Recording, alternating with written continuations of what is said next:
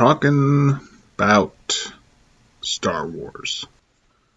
Well, my name's Nathan, and I really like Star Wars. And truthfully, I had a falling out with Star Wars a while ago. It was probably right after the prequel trilogy ended, and 2 weeks ago, I finally started watching the Clone Wars, and the first episode I felt was very childish. Felt like something that was made for children. It was basically what I expected when I heard that show existed. But then the second episode, it got like really dark and like felt like Star Wars again, and that was something that I really hadn't felt anything really felt like Star Wars outside of a couple of the books and the original trilogy, of course. And it just made me remember how much I loved Star Wars, how much I love it, and that I should become a fan again. And I kind of decided, I'm gonna go through it all. I'm gonna do it all. Now I'm here to talk to you about it. Why not? And while I was waiting for these other books to show up, I got one on my Kindle to read while I was waiting. And that book was called The Lando Calrissian Adventures, which is actually 3 books in one. Anyway, it was a book written in 1983, and all 3 books basically came out basically 1 month after each other, 1 or 2 months between, and all around the same time that Return of the Jedi was released. So Del Rey just really wanted to ride the coattails of that movie, essentially, with this book. It also was kind of done because the Han Solo Adventures, which came out like a couple years prior, were also really popular. Oh, I have that book here. The Han Solo Adventures was also really popular. Well, so Lando Calrissian Adventures is a prequel to the original Star Wars that takes place maybe 3 to 4 years before that movie. And it's all Lando Calrissian and kind of his backstory, but not really. It doesn't really explain anything. It starts with him winning the Millennium Falcon in a game of sabacc. Did you win your ship playing cards? Oh, I've won a lot of things. Which is basically poker mixed with blackjack, but played with tarot cards that are constantly changing all the time, which kind of feels like that takes all the skill out of it. And if you read this book, you will learn basically everything that goes into a game of sabacc. You will learn how to play this game very well. This isn't a bad thing, actually. I felt that the sabacc games were actually some of the most interesting parts of all 3 books. The 3 books are Lando Calrissian, the Mind Harp of Sharu, Lando Calrissian, the Flame Wind of Ocean, and Lando Calrissian and the Star Cave of Thonbaka.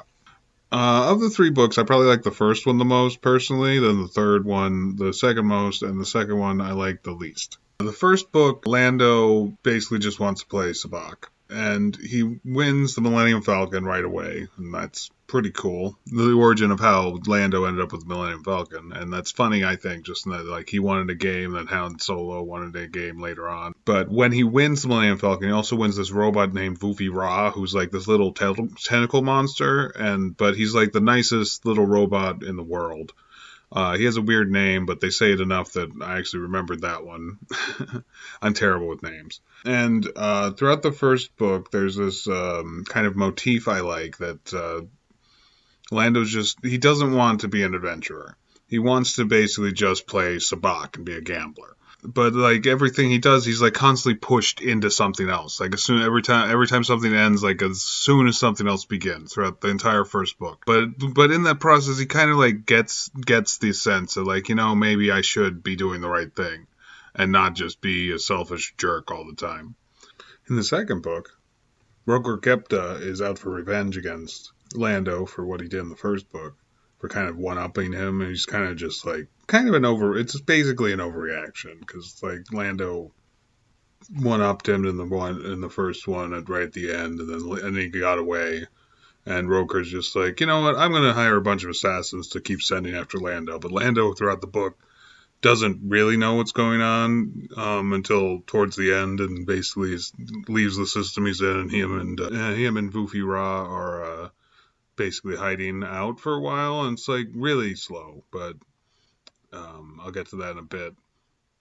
And in the last book, which is maybe the best written book, but I actually think I enjoyed the first book better, everything really comes to a head as we discover some hidden secrets about Vuvi Ra, along with introducing some very interesting characters, but, well, let's get into the bad stuff now, I guess. I found out afterwards that Del Rey, had L. Neil Smith a very tight time frame for this book. They wanted it to be out, basically, right after the Return of the Jedi. It reads like it was rushed. There's, lots of parts that tend to be long-winded and don't go anywhere.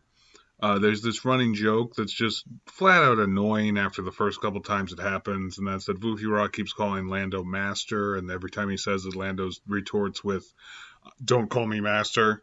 Another problem, something that I thought was good about the first book, was that it was almost entirely told from Lando's perspective. It was third person limited instead of omniscient, and wasn't jumping around between things. It was always just from Lando's perspective, and we discovered things as he did. That made it feel like more of a mystery or like a noir in many ways, and I thought that was an interesting take on the Star Wars universe, because I'd never, we don't really get mysteries all that much. Sometimes we get surprises, but that's like no one was guessing that Vader was Luke's father until it happened, In the second book, when it starts going back and starts doing this thing where it's constantly going back and forth between what Lando's doing and what Roker is up to. And Roker, for the most part, it's just really boring. I don't care. Because it always comes to him and he's doing things like drinking tea and thinking about how evil he is. What's happening with Lando is usually interesting, and that's where the story's at. But when it jumps around like this, it's okay, we're getting more about this character, but we're not getting more story. The story isn't going anywhere, and it also doesn't add so much. It doesn't add enough to his character to make me think that after I'm done reading that part, that was actually important or useful in any way to progressing the story. Third book is once again, the third book's probably the best written one. You could tell that L. Neil Smith spent more time on that one, I think, or he got more time before it had to be shipped out or whatever.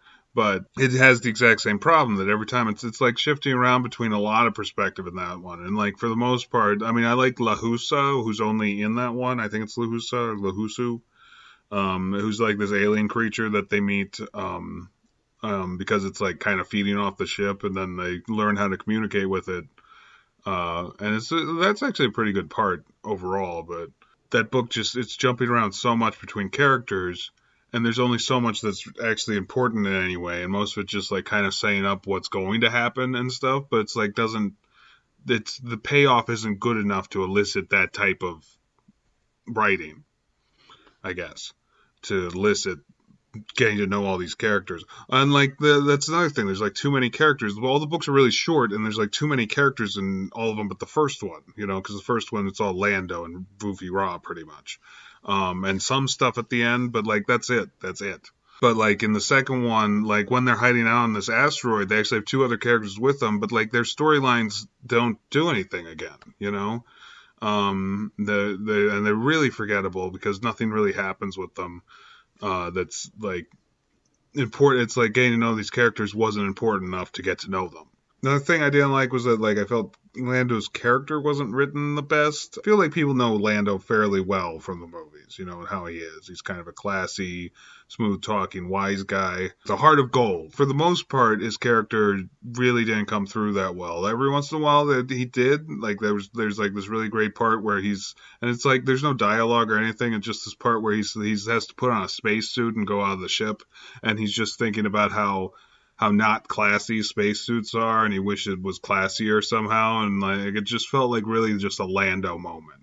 But those parts are really few and far between, unfortunately. And I understand it's supposed to be a younger, different version of Lando, but it's not good enough.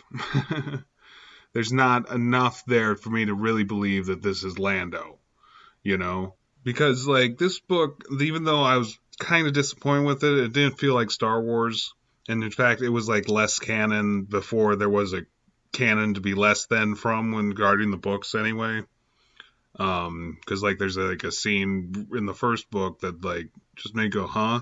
Because it talks about Lando paging through the user's manual and it says it's a dog-eared user's manual, which means they bent the pages, but there's no paper in the Star Wars universe. Just felt poorly researched at certain points, you know. Also, there's no dogs. That's another thing. No one knows no one should know what a dog is, so you can't dog ear something because there's no dogs. And I feel kind of the same way about the third book in general. I mean, the third book's really good though, too.